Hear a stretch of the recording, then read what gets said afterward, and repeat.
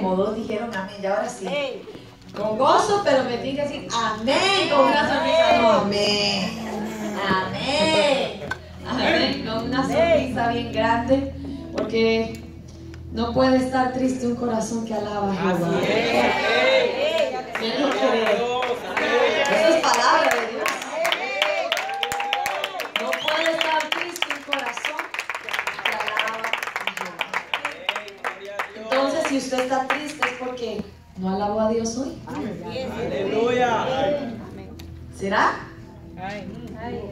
Cuando usted adora a Dios y alaba a Dios, inmediatamente el gozo del Señor se posesiona encima de cualquier circunstancia en su vida.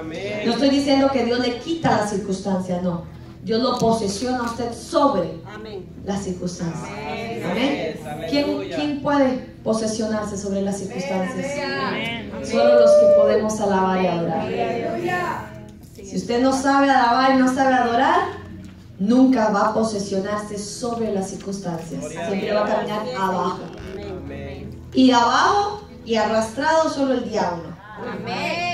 Nosotros somos cabeza y no somos cola. Y la gente aplica eso solo para lo que son finanzas. Yo soy cabeza y no soy cola.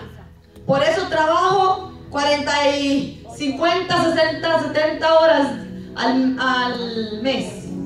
A la semana, no sé cuántas. Por eso es que soy cabeza y ando lo mejor y todo. Sí, somos cabeza, amén. Y también se aplica lo económico, pero no solo lo económico. Gloria a Dios. Usted no es un arrastrado del diablo. La cola y los pies está Satanás ahí. Usted tiene que estar arriba.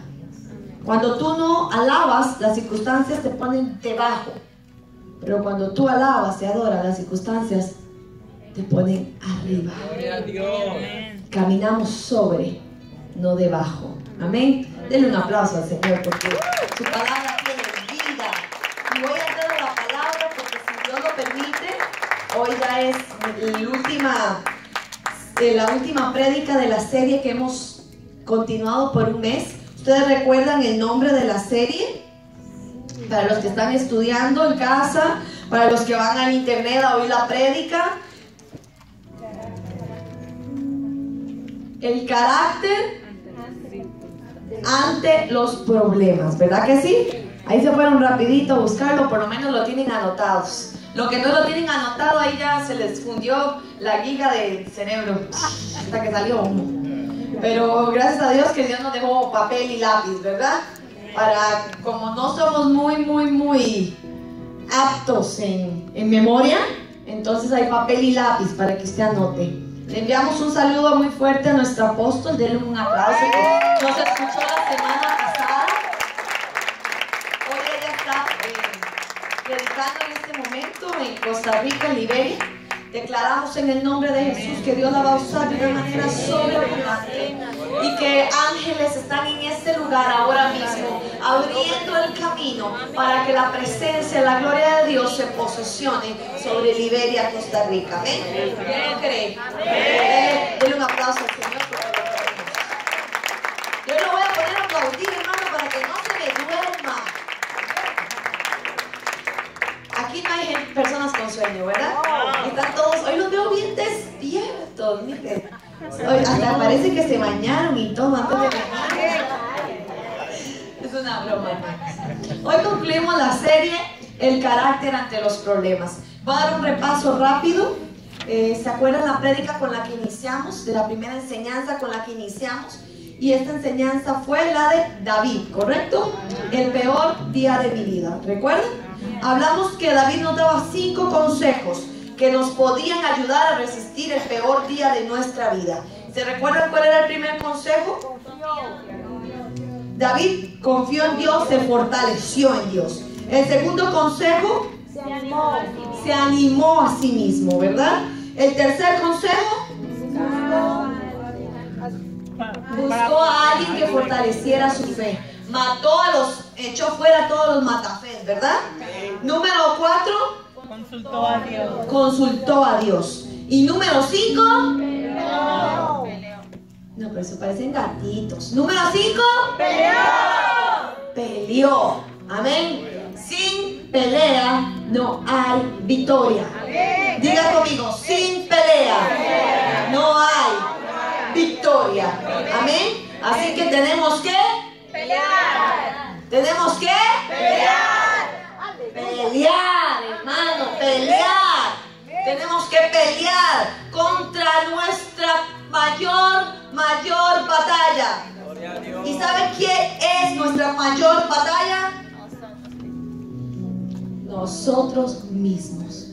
La pelea de la carne contra el espíritu. Amén. Hay que pelearla para ganarla. Luego hablamos la semana que siguió, nos quedamos en David y hablamos viviendo como pastor de ovejas, pero actuando como un rey. Viviendo como un pastor de ovejas, pero actuando como un rey.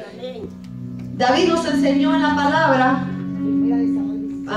que nosotros, aunque no hayamos visto lo que Dios dijo en nuestra vida, tenemos que actuar como si ya lo hubiéramos recibido. Tenemos que caminar como ya si hubiéramos recibido lo que Dios dijo en nuestras vidas.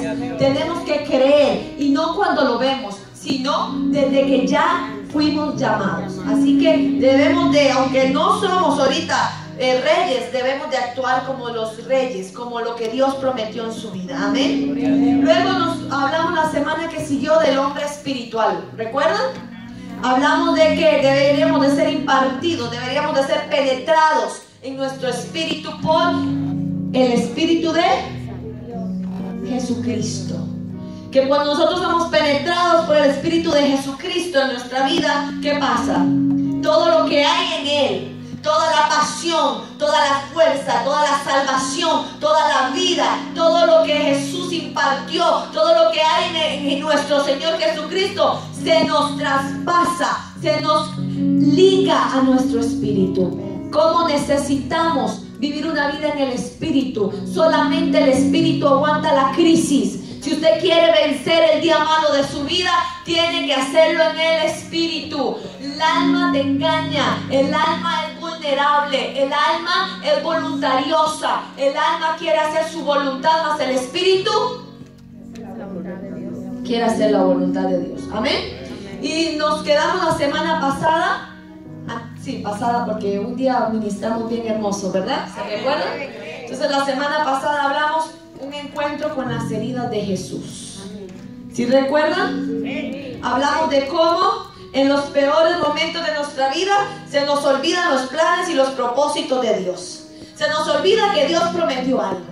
Como aquí en la iglesia, cuando todo está bien, danzamos, gritamos, bailamos y de un pie y del otro ayunamos, pero cuando vienen los problemas se nos olvida lo que Jesús nos dijo. Aleluya. Pero tenemos que tener un encuentro con las llagas de Jesús, un encuentro con el poder. ¿Por qué con las llagas de Jesús? Porque las llagas de Jesús vinieron a decirle a los discípulos: lo que yo dije de que iba a pasar, se cumplió. Yo no miento. Lo que yo prometí, lo cumplí a su tiempo. Y nosotros tenemos un encuentro con lo que Jesús prometió en nuestras vidas. En el tiempo de Él nos posiciona en el lugar que Él nos llamó. Y nos devuelve, le quita al diablo todo lo que nos ha robado. Amén. Le quita al diablo todo lo que ha venido a quitarnos y nos lo devuelve. Amén. Amén. Dígale gloria a Dios. Denle un aplauso para que se despierte, porque si Dios lo permite, hoy terminamos. Vamos a hablar hoy de respondiendo al sufrimiento. Cómo nuestro carácter nos hace responder ante el sufrimiento. ¿Quién tiene un carácter fuerte aquí? ¿Nadie? Cuando digo un carácter fuerte, lo primero que piensan es de que son buenos para enojarse. Ese es un temperamento fuerte. El carácter no tiene nada que ver con el enojo, ni con la ira, ni con nada. El carácter tiene que ver con su manera de reaccionar ante las circunstancias. Amén. Entonces, hoy vamos a hablar de respondiendo al sufrimiento. Jesús ante el dolor. Vamos rápidamente a la Biblia, a Mateo 26, y me dicen amén cuando lo tienen. Amén. Amén.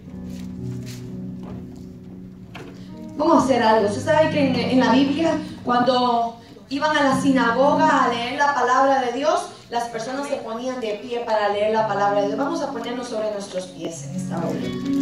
Y así usted se ejercita y se refresca y no deja que el sueño venga y le doble la palabra. Amén. Gloria a Dios.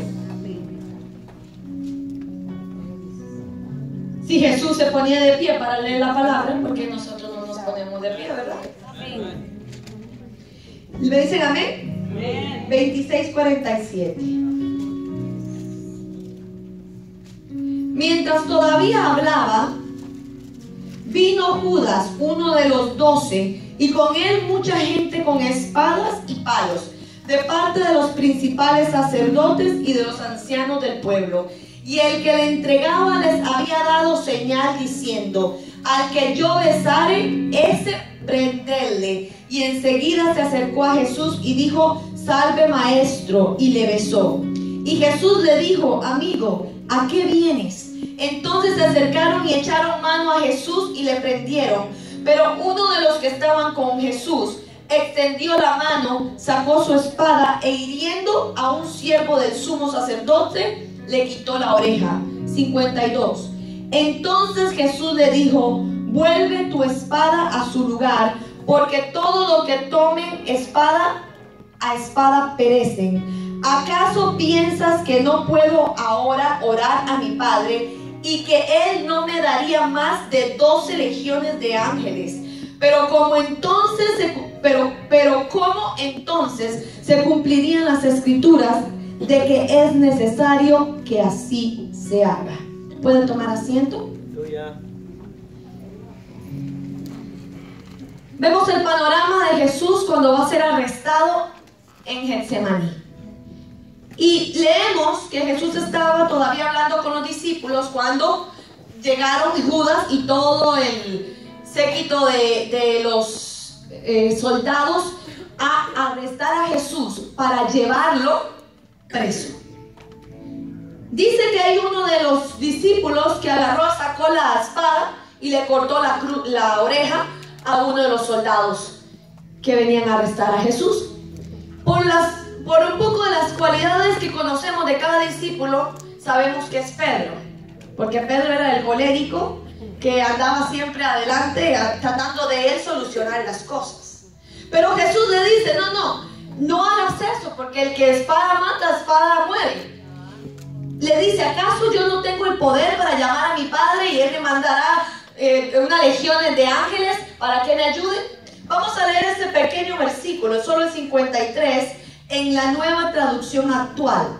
Dice: ¿no sabes que yo puedo pedirle ayuda a mi Padre y que de inmediato me enviaría todo un ejército de ángeles para defenderme?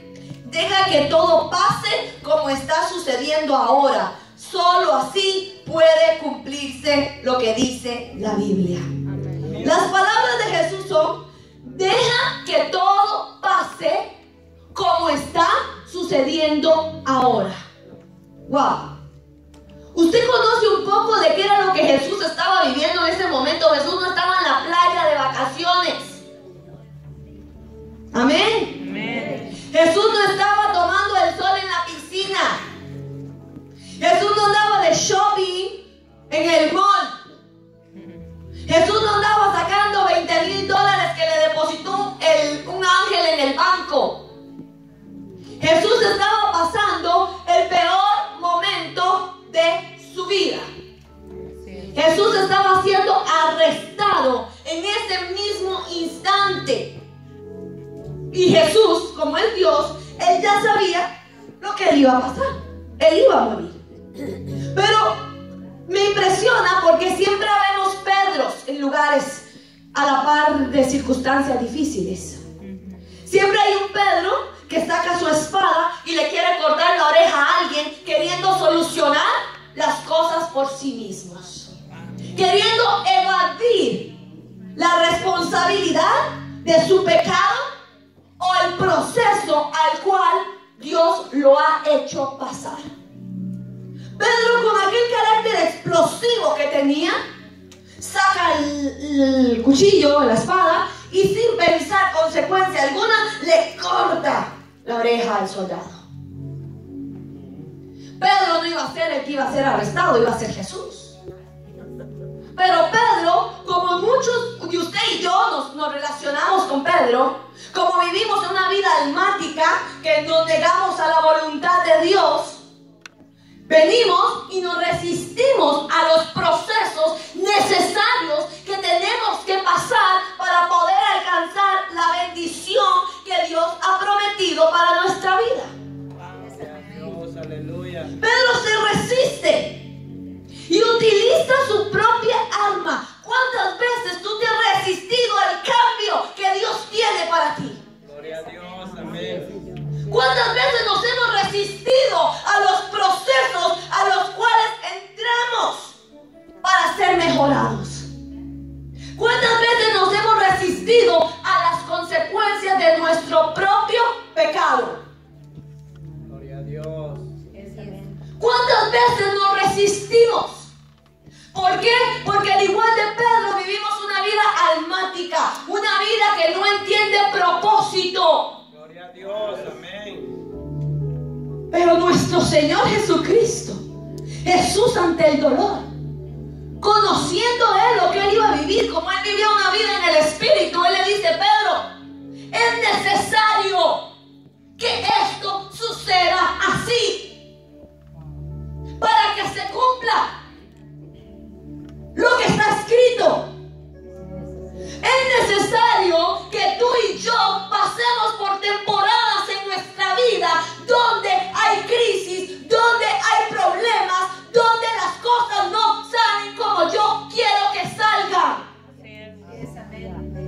Es necesario que tú y yo atravesemos por lugares, por circunstancias, por momentos donde nuestra voluntad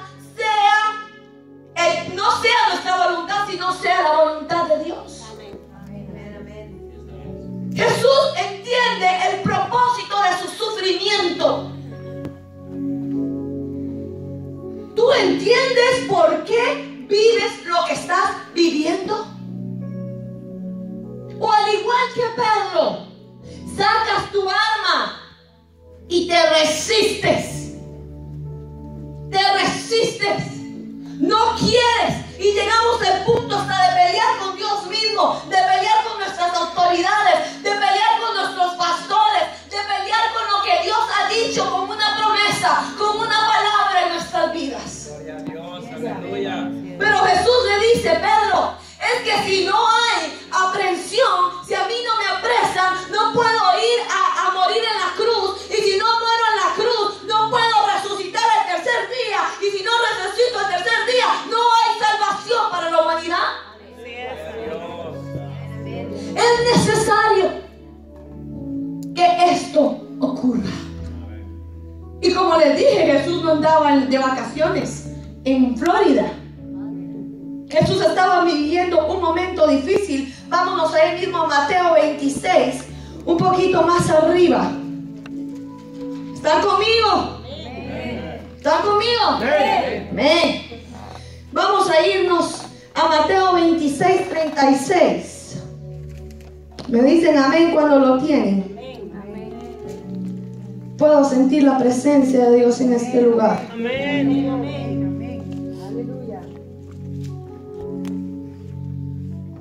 36.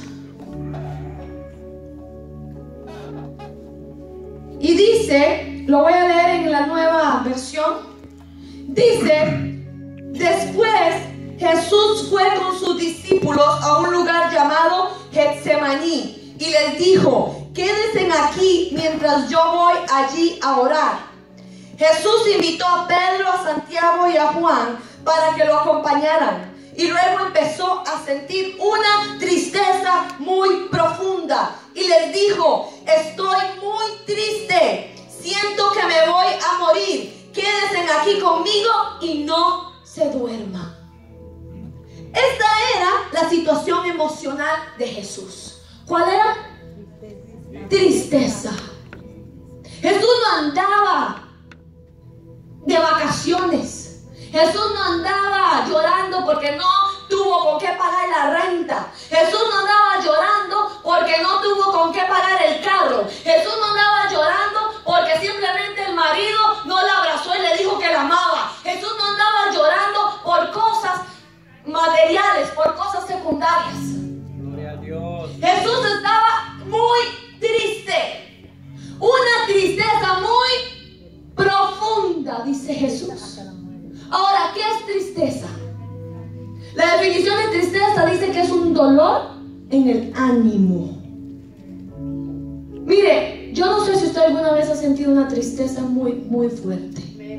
Pero cuando uno siente una tristeza muy fuerte, a uno le duele el corazón. Dicen que el corazón no duele, el músculo no duele. Pero literalmente, usted siente que a usted le va a dar un paro respiratorio del dolor que usted siente. A usted le duele el pecho, todo esto.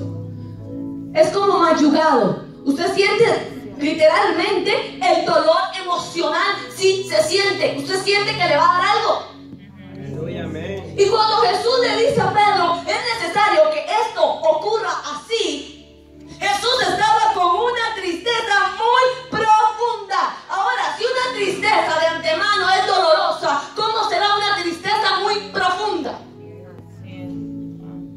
¿Cómo será una tristeza muy profunda? ¿Usted sabe qué es algo profundo? ¿Usted se ha parado a ver algo profundo? Y con esta emoción herida de tristeza en el alma de Jesús, Jesús se para y le dice a Pedro, Pedro, es necesario que esto ocurra así.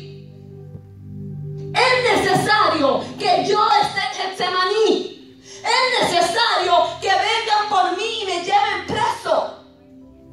Es necesario que yo entre en un proceso.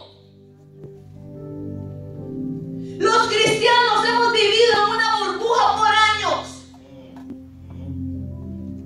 creyendo que todo me va a salir bien por el simple hecho y razón que yo acepté a Cristo en mi corazón. Pero te tengo una noticia. Hay cosas en tu vida que tienen que morir. Hay cosas en tu vida y en mi vida que no están bien delante de los ojos de Dios.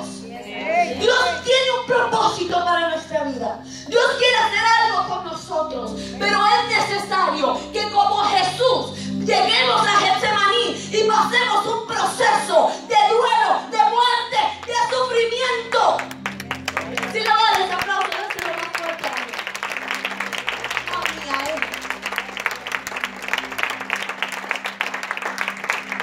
El proceso de Getsemaní, el proceso de angustia y de dolor de Jesús. Jesús llega a Getsemaní con una angustia muy profunda y llega a un lugar, se lleva 3 amigos íntimos de él, 3 discípulos, para que oraran con él, y estos 3 carnales no pudieron ni tan solo velar 1 hora. Tú y yo queremos cosas de Dios y pensamos que con la oración, con venir a la iglesia podemos mover el corazón del Padre, pero Dios conoce tu corazón más a fondo que tus intenciones. Dios dice en la Biblia, en Salmos, yo conozco las intenciones de tu corazón. Él conoce tus intenciones. Por algo es que Él no ha permitido que lo que tú quieras ocurra, que lo que tú has pedido se dé, porque Él conoce lo que tú y yo no conocemos. Y Él, conociendo tus intenciones, Él necesita llevarte a una muerte.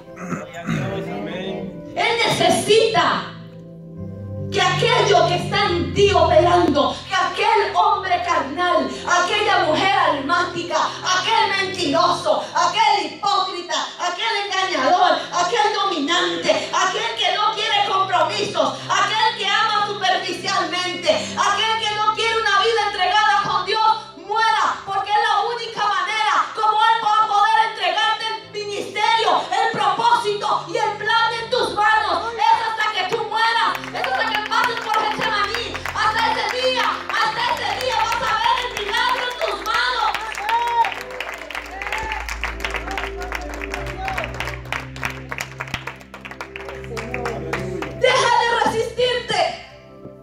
Hoy vengo con una palabra de parte de Dios. Iglesia, no te resistas más. Gloria a Dios, amén. Deja de resistirte. Él cierra una puerta y tú vienes con toda tu fuerza a querer abrirla. Él cierra una puerta y tú la empujas y te metes. Gloria a Dios. A fuerza te metes. Y cuando estás ahí, luego estás llorando, luego estás oprimido, luego estás blasfemando, luego estás en el mundo. Gloria a Dios, amén. ¿Por qué? Porque te resististe al proceso, te resististe al no del Espíritu Santo, te resististe al cambio, te resististe a las consecuencias. Así es.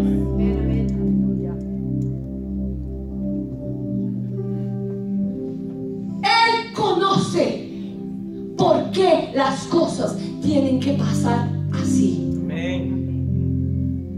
Tú no, ni yo tampoco. Pero las cosas en Jesús no se paran cuando Él dice no. Hay más allá. Es necesario que lo que tú estás viviendo hoy pase así. Es necesario para que se cumpla el propósito y el plan de Dios en tu vida. Dale un aplauso al Señor. ¿Están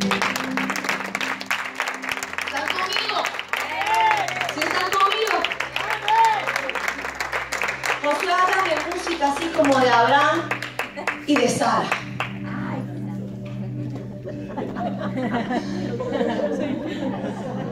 Hermano, en la Biblia Dios nos muestra un ejemplo muy claro de lo que es resistirse a los procesos. Y vamos rápidamente porque no tenemos tiempos de Génesis. Te adoramos, Señor. Tú eres grande, tú eres grande. Génesis 15:2. ¿Me dicen amén cuando lo tienen? Todos saben que Abraham era un viejito, que no podía tener hijos. Su esposa ya era otra viejita, que ya se le había ido su menstruación hace muchos años y que además de eso era estéril. Y los dos eran un par de viejitos que no tenían hijos. Pero Dios un día visita a Abraham y le dice: Abraham, yo tengo una promesa para ti. Vamos a ir al 2, lo leo en la Nueva Versión. Dice: Abraham le contestó: Dios y rey mío, ¿y para qué me vas a dar riquezas si no tengo hijos? Cuando me muera, ese extranjero que tengo por esclavo va a quedarse con todo lo que es mío. Pero Dios le aseguró, diga conmigo, Dios le aseguró, tu heredero será un hijo tuyo y no tu esclavo Eliezer. Diga conmigo, tu heredero será un hijo tuyo. ¿De quién iba a ser el hijo? De Abraham. Entonces vámonos rápidamente a Génesis 16:1 y le leo para usted.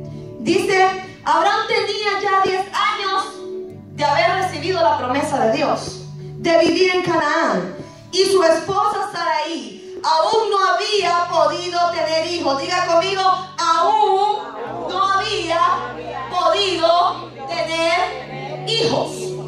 Pero como ella tenía una esclava egipcia que se llamaba Agar, le propuso a su esposo Abraham: como Dios no me deja tener hijos, acuéstate con mi esclava y ten relaciones sexuales con ella. Según nuestras costumbres, cuando ella tenía un hijo, ese niño será mío, porque ella es mi esclava. Abraham estuvo de acuerdo. Entonces Sarai tomó a su esclava y se la entregó a su esposo Abraham, y se acostó con Agar y ella quedó embarazada. Cuando Agar se dio cuenta de que iba a tener un hijo, comenzó a despreciar a Sarai. Entonces Sarai le reclamó a Abraham: tú tienes la culpa de que Agar me trate con desprecio. Recuerda que fui yo quien te la entregó. Ahora resulta que como está embarazada, se siente superior a mí. Por eso Dios habrá de castigarte. ¿De quién iba a ser el hijo según la promesa de Dios en Génesis 15? De Abraham. De Abraham. ¿Y de quién? Sara. Y de Sara. Esta con un espíritu totalmente jezabélico. ¿Habrá alguna Jezabel aquí? Ay. Con un espíritu de oposición a la promesa de Dios. Recuerden que ella ya tenía 10 años de estar esperando y cada día se veía más viejita y cada día se veía más que ya no podía el hermano Abraham, ¿verdad? Ya cada día había más perdido aquella situación. Y ella decía, yo me la imagino, para tener un hijo se necesita pacto. Y este anciano ya cada día está más muerto. Por eso ella se desespera. ¿Alguna vez se ha desesperado usted por no recibir lo que usted quiere? ¿Alguna vez se ha desesperado usted cuando usted tiene ya 5, 6, 7, 8, 9, 10, 11, 15, 20 años y lo que Dios prometió, usted aún no lo mira? Y peor, lo que Dios prometió y el medio que iba a usar cada día se envejece, cada día se deteriora, cada día está más muerto. Gloria a Dios. Y usted y yo, como somos expertos en sacar a Dios de apuros, hágame música de sacar a Dios de apuros, José, por favor. Como usted y yo somos expertos en ayudarle a Dios, es que Dios no sabe. ¡Qué bárbaro! Más inconsciente. Tengo 5 años esperando y no hace nada. Tengo 10 años sirviendo en esa iglesia y aún no me ponen a hacer nada. Tengo 30 años esperando para que mi esposo se convierta y sigue más impío que el mismo Satanás.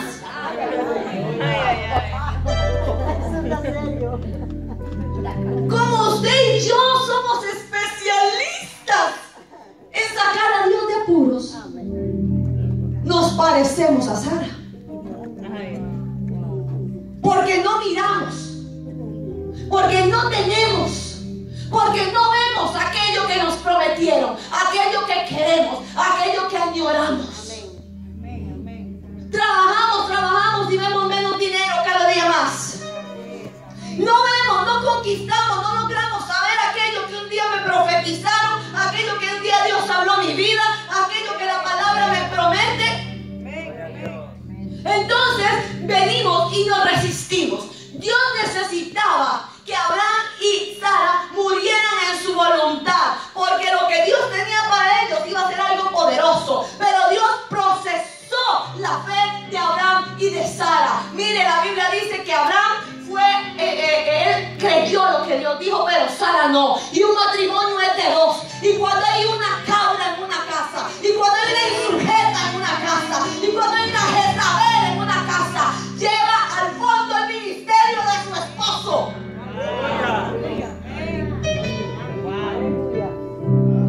¿Usted quiere ver cuando hay una mujer idónea? Su esposo es un hombre tremendo. Detrás de cada gran hombre, Kendry 5:5. Cuando una mujer es desesperada, no es paciente, en lugar de estar clamando por la voluntad de Dios, ella agarró la palabra y la acomodó a su manera. Dios nunca dijo que el hijo iba a ser un hijo de esclavitud. Dios dijo que iba a ser un hijo de promesa. Pero cuando una rebelde se mete en la voluntad de Dios, lo que sale es un hijo de esclavitud.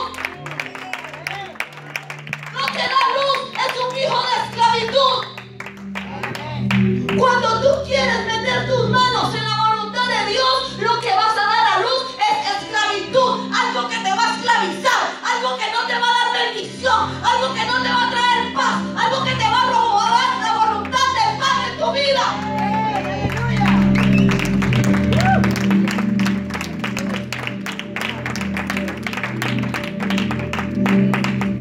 ¿Cuántos Ismael tienes tú en tu casa guardados? ¿Cuántos hijos de esclavitud has parido? Por desesperada, por desesperado, por no entender que es necesario que las cosas ocurran así, dijo Jesús.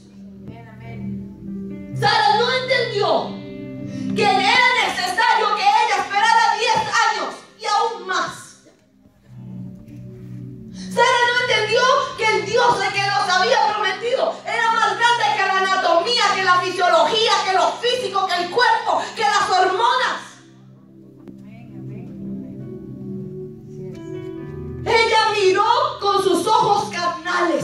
corrió a ayudar a Dios, corrió a ver cómo solucionaba ella el problema. ¿Estás corriendo? ¿Cómo te tiene Satanás? ¿Corriendo?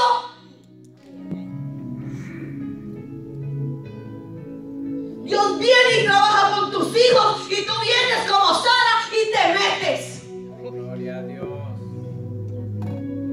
Dios viene y le quita algo a tus hijos para que sufran, para que así lleguen a bien. Y tú vienes como Sara y te metes en medio de Dios y el propósito con tus hijos. Gloria a Dios. ¿Acaso eres tu Dios? ¿Acaso Dios no sabe lo que Él está haciendo?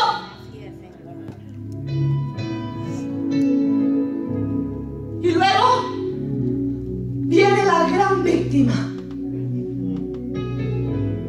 Tú, le dijo Abraham, la Jezabel, tienes la culpa. Y luego venimos con así de cinismo y le decimos a Dios, tú tienes la culpa. Aleluya. Y luego con aquella carota de manipulación venimos y castigamos a Dios con no venir a la iglesia, con no alabar, con no adorar, con no diezmar, con no darle a Él lo que es de Él. Aleluya. Además de que tú cometiste el error, vienes y ¿qué haces? Castigas a Dios. Aleluya. Sara estaba castigando a Abraham.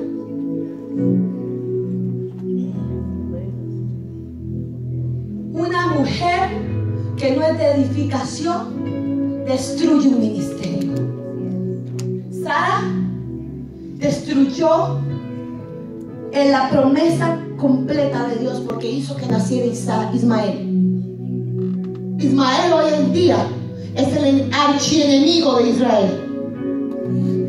Si Sara no hubiera metido su cabeza en ayudarle a Dios, hoy Israel viviera en paz, no tuviera guerra. Si tú no hubieras metido tu cabeza en ayudarle a Dios, hoy tus hijos estarían alabando a Dios en la iglesia.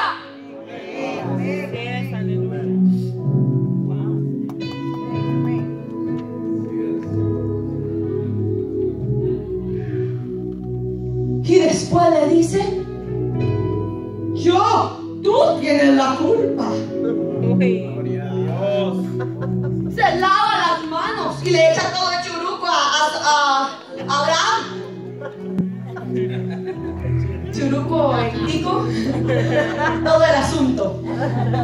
Traducción, traduzca. Todo el problema. Todo el problema. A Abraham. La bronca, como dicen los mexicanos. ¿Por qué? Porque se desesperó, porque no entendió, porque no tuvo el carácter ni ella ni Abraham para saber que hay que esperar, para saber que hay que tener paciencia, para saber que simplemente cuando Dios promete algo, lo único que tú tienes que hacer es mantenerte ahí, es no moverte, venga lo que venga, tú no puedes moverte, pase lo que pase, tú no te tienes que mover.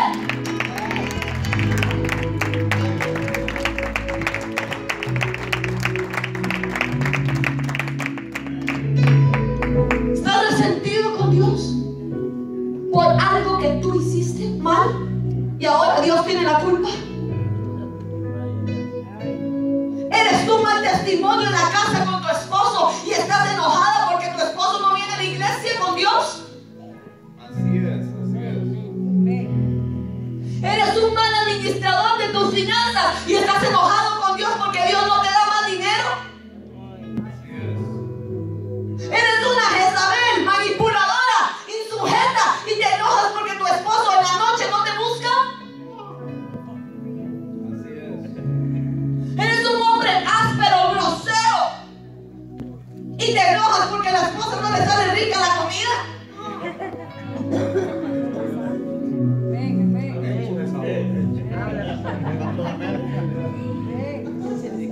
Venimos como Sara.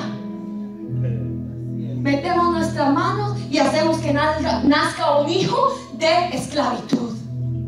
Cuando tú metes tus manos, tú empeoras todo. Tú lo echas a perder. meter. Gloria a Dios. Dios te tiene en un lugar tranquilo y tú insistes en irte para otro. Porque tu voluntad eso es lo que quiere. Ni siquiera busqué aprobación. Le informé al cielo. Aleluya. Venimos, ¿ya oró? Sí, claro. Le informan porque nunca esperó la respuesta. Usted le oró, pero nunca esperó que Dios dijera sí o no. Amén. Va y se mete donde no se tiene que meter. Y viene y nace un hijo de esclavitud, un hijo de opresión, un hijo que te va a oprimir, una situación que te va a esclavizar, una situación que no te va a dejar ser libre.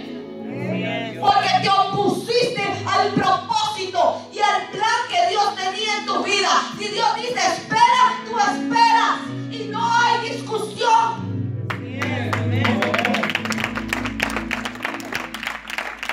Si nos vamos a la Biblia, David esperó 15 años. Noé esperó 100 y resto de años. Y tú estás bravo porque oraste el mes pasado y no has visto resultado. Porque tienes un año orando y no pasa nada. Gloria a Dios. Porque tienes 10 años y no ves nada.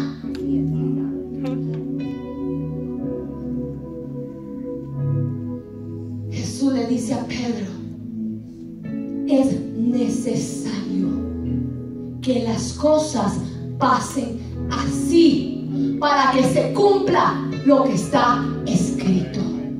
Es necesario que todo cristiano entre en el proceso llamado Getsemaní. Todo cristiano tiene que entrar en un proceso que se llama Getsemaní. Si el mismo Señor Jesucristo, siendo Dios encarnado, tuvo que estar en Getsemaní, tuvo que ser oprimido, tuvo que ser sufrido, tuvo que ser angustiado, ¿quién te crees tú?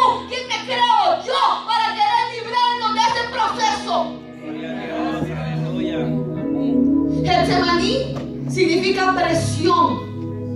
La presión que se le daba a la uva, al olivo, para que soltara el aceite.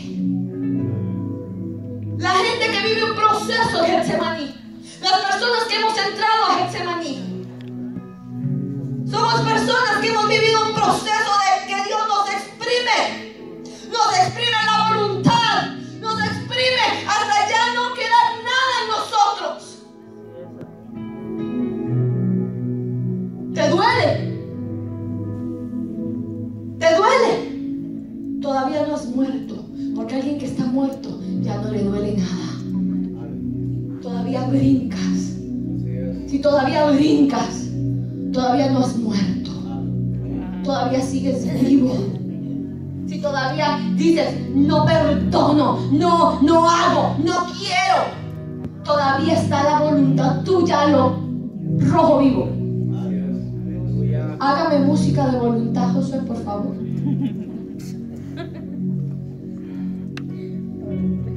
El proceso de Getsemaní, diga conmigo, Getsemaní. Cuando Jesús entró a Getsemaní, tuvo que ser exprimido. Dice la Biblia que su sudor era como gotas de... Él fue exprimido. Cuando tú entras a Getsemaní en tu vida, tú tienes que ser exprimido. Tú tienes que ser exprimido. Número 2, tienes que rendir tu voluntad. Jesús rindió su voluntad y le dijo, Padre, si es posible, pasa de mí esta copa, mas no se haga mi voluntad, hágasela. Cuando tú entras a Getsemaní, tú rindes tu voluntad. ¿Por qué? Porque los caminos de Dios y sus pensamientos son más altos que nuestros caminos y nuestros pensamientos. Él sabe lo que está haciendo. Así es. Y número 3, tienes que pasar un proceso de soledad. Diga conmigo, soledad. Soledad. Jesús llegaba a buscar a los discípulos y se los encontraba dormidos. Deja de estarte quejando porque en tu proceso estás solo. Deja de estar maldiciendo porque en tu momento difícil estás solo. Deja de estar lanzando basura porque la iglesia no te llama, porque el pastor no te llama, porque nadie hace nada por ti. Este proceso tú lo tienes que pasar solo. Es necesario que tú lo pases solo.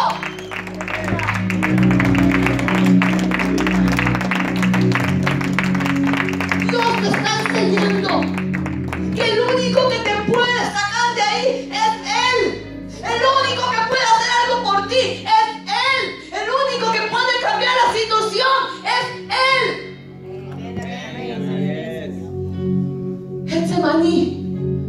el proceso que Jesús pasó en Getsemaní, exprimió su vida, rindió su voluntad y lo atravesó solo.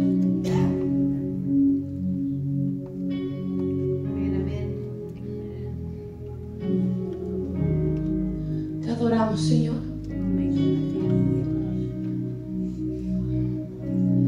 Arranca todo resentimiento, Padre, en el nombre de Jesús. Porque muchas veces te has visto solo.